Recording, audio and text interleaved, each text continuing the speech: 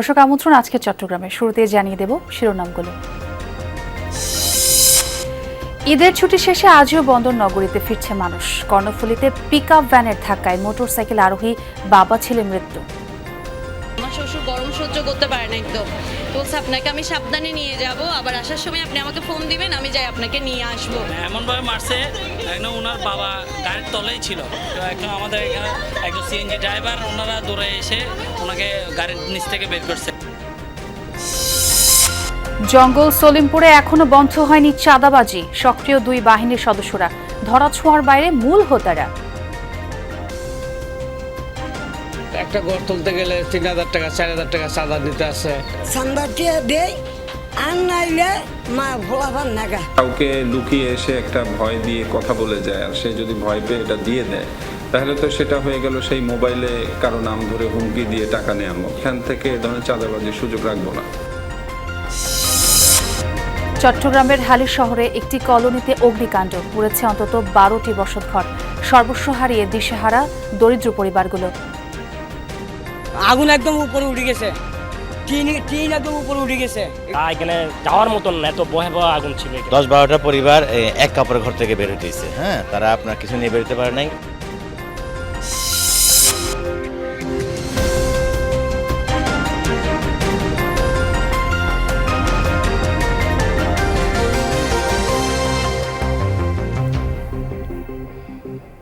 এতক্ষণ শিরোনাম দেখছিলেন, সঙ্গে আছে আমি ছোঁয়া খন্দকার।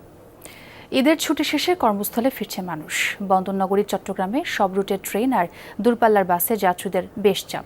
কেউ যাচ্ছেন অন্য শহরে, কেউ পরিবার নিয়ে চট্টগ্রামে ফিরছেন। সবার মধ্যে কর্মস্থলে ফেরার তারা। দিনভর চট্টগ্রাম রেল স্টেশনে আসা সব ট্রেনে দেখা গেছে যাত্রীর ভিড়। কর্মস্থলে যোগ দিতে পরিবার পরিজন নিয়ে ফিরছেন সবাই। দুটি ট্রেনের শিডিউল বিপর্যয় হলেও বাকিগুলো সময় মতো ছেড়েছে। প্রিয়জনদের সাথে ঈদ উদযাপন শেষে জীবিকার তাগিদে চট্টগ্রাম ছেড়ে কর্মস্থলে যাচ্ছেন অনেকে। রেলপথের মতো সড়কপথেও কদিন ধরে চাপ বেশি। সব রুটের দূরপাল্লার বাস যাত্রীতে পরিপূর্ণ।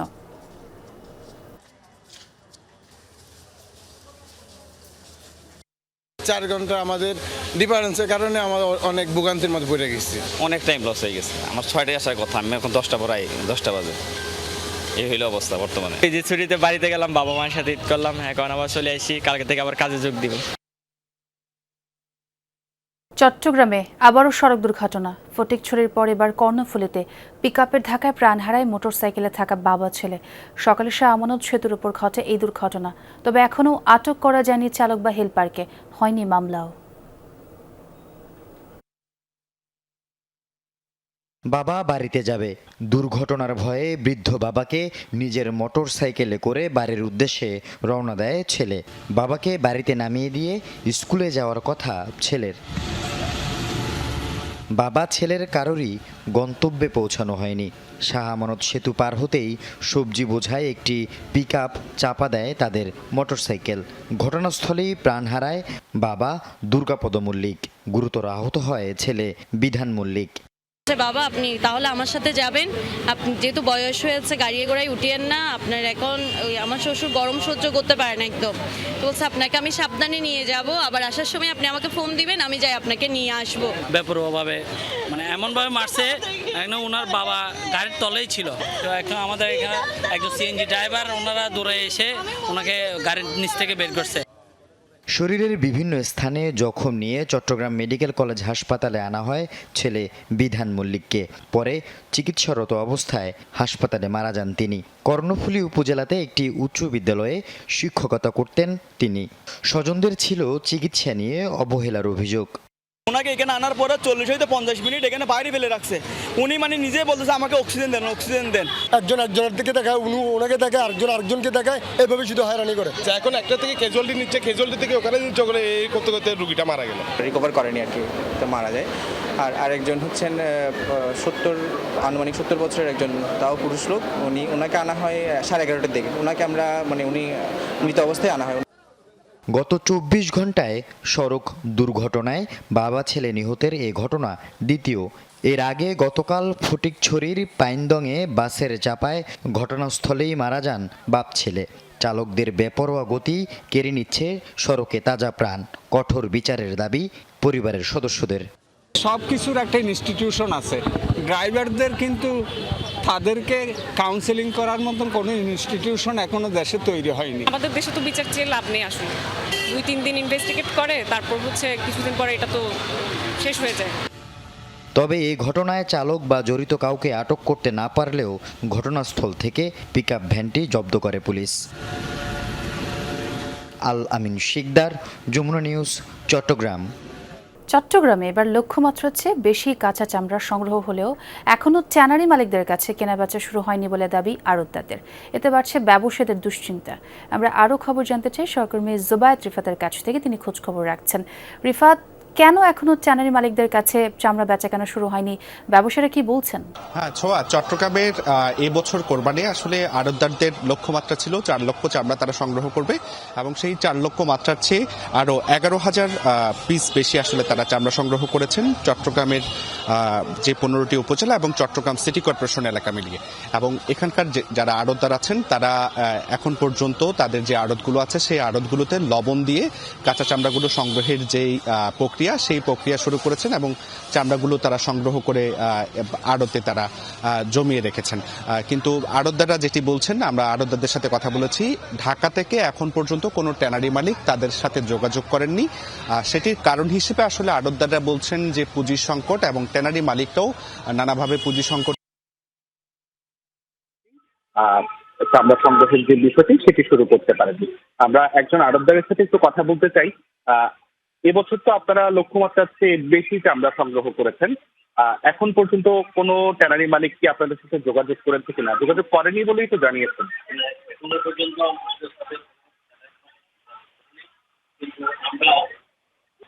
আমরা যেভাবে আশা দিয়েছে সেভাবে আমরা সংগ্রহ করেছি। লক্ষ্যমাত্রার আমরা তৈরি করেছি গরু, মহিষ, ছাগল, ভেড়া। আমার ট্যানারি মালিকের আছে যথার্থ আমরা থাকলে আমাদের বাকি টাকাটা প্রচুর করে এই চামড়াগুলো সরকার যেভাবে আমাদের ভেঙে দিয়েছিল 65 থেকে 67 টাকা, ঢাকার মাল 70 টাকা, 65 থেকে 57 টাকা লবণযুক্ত চামড়া, ওই দামে যেন এসেরা খরিদ করে।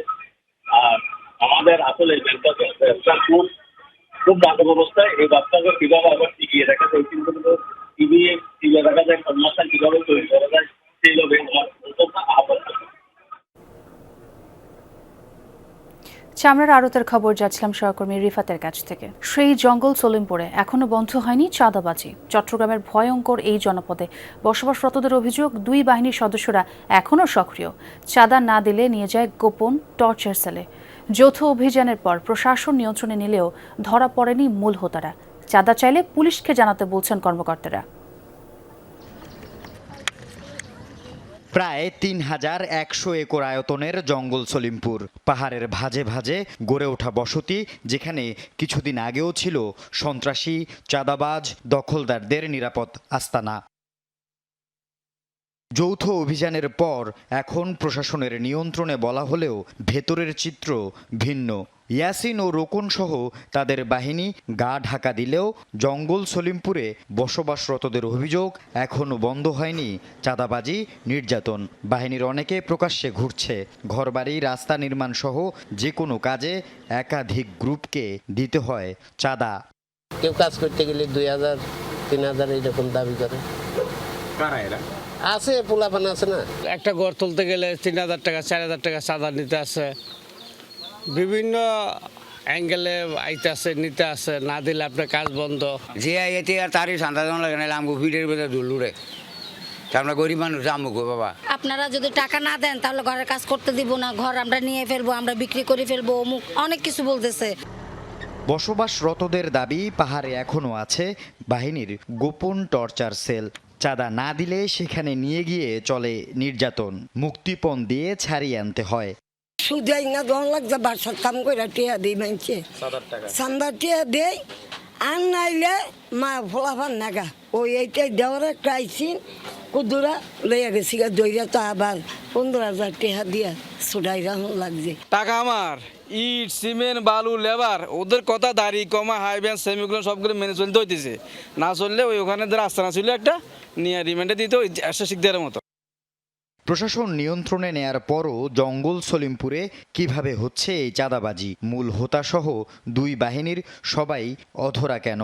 প্রকাশ্যে বা গোপনে কেউ চাঁদাবাজি করলে ভুক্তভোগীদেরকে পুলিশের সহায়তা নিতে বললেন এই কর্মকর্তা।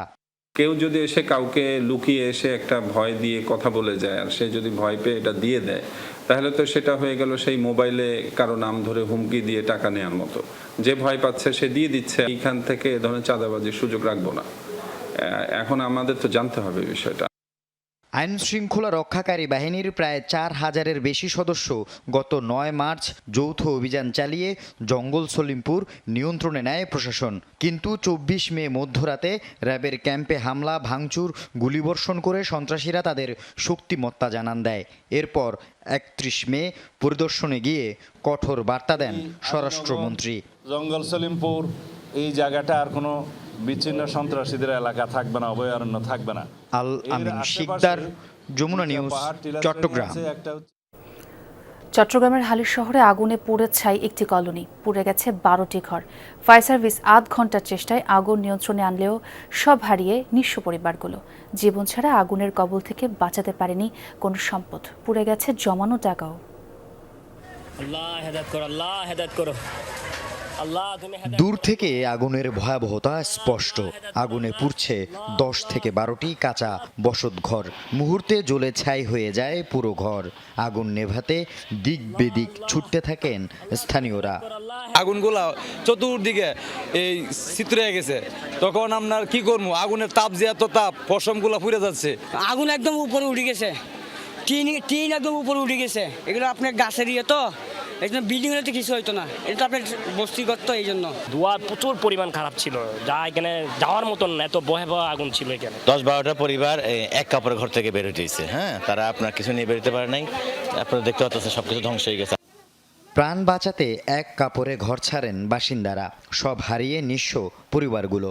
বাড়ির আসবাবপত্রের সাথে পুড়ে ছাই জমানো টাকা ও স্বর্ণালংকার। ভরসা এখন খোলা আকাশ। তাই চোখের জল যেন মানছে না কোনো সান্ত্বনা।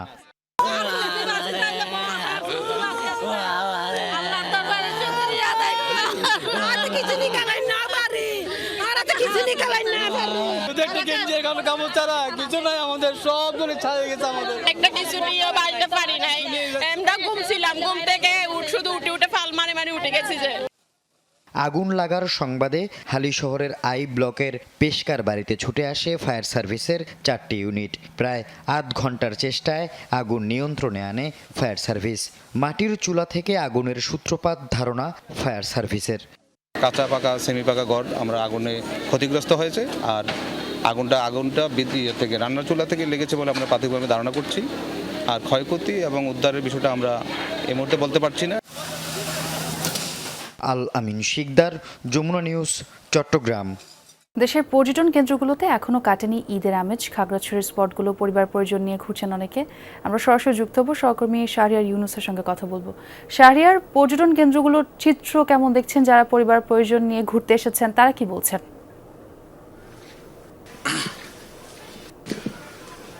ছোঁয়া, ঈদের ছুটি শেষ হয়েছে, ধীরে ধীরে কমতে শুরু করেছে পাহাড়ি জেলা খাগড়াছড়ি থেকে পর্যটকরা, এবং ইতিমধ্যে পর্যটন কেন্দ্রগুলো যেমন খালি হতে শুরু করেছে, তেমনি করে হোটেল মোটেলে যে বুকিং ছিল এবং সকল পর্যটক ছিল তাদের হোটেল মোটেলের রুম কিন্তু খালি হতে শুরু করেছে।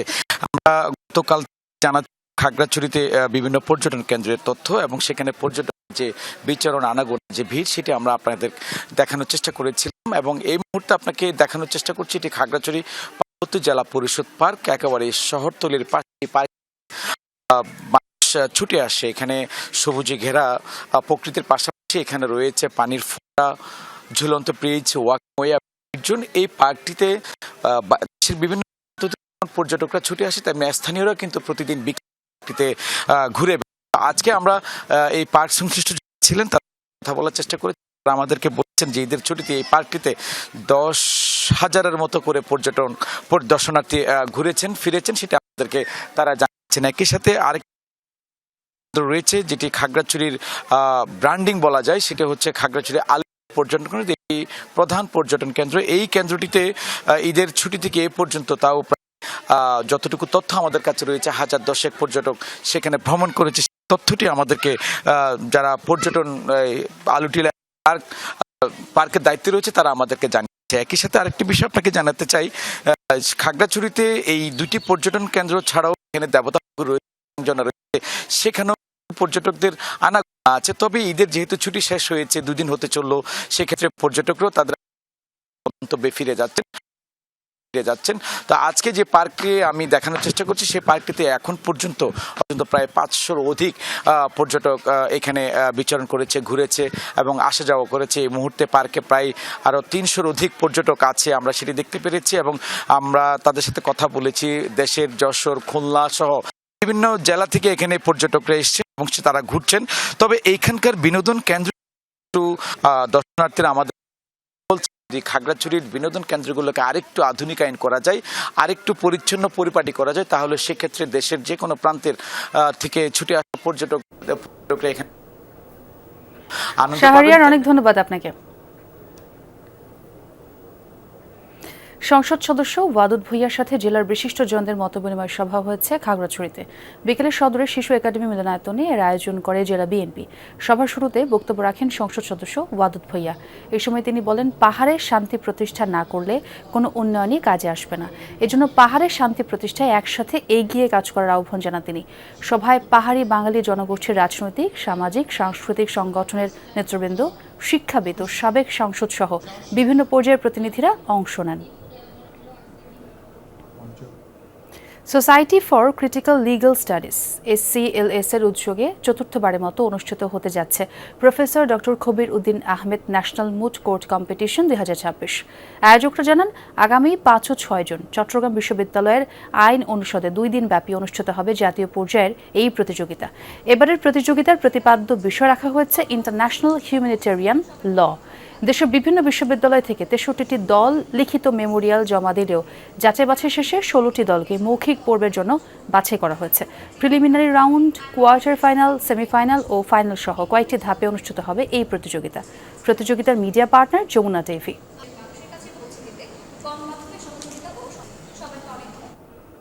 দর্শক, এই ছিল আজকের চট্টগ্রামে। এতক্ষণ যারা সঙ্গে ছিলেন সবাইকে ধন্যবাদ।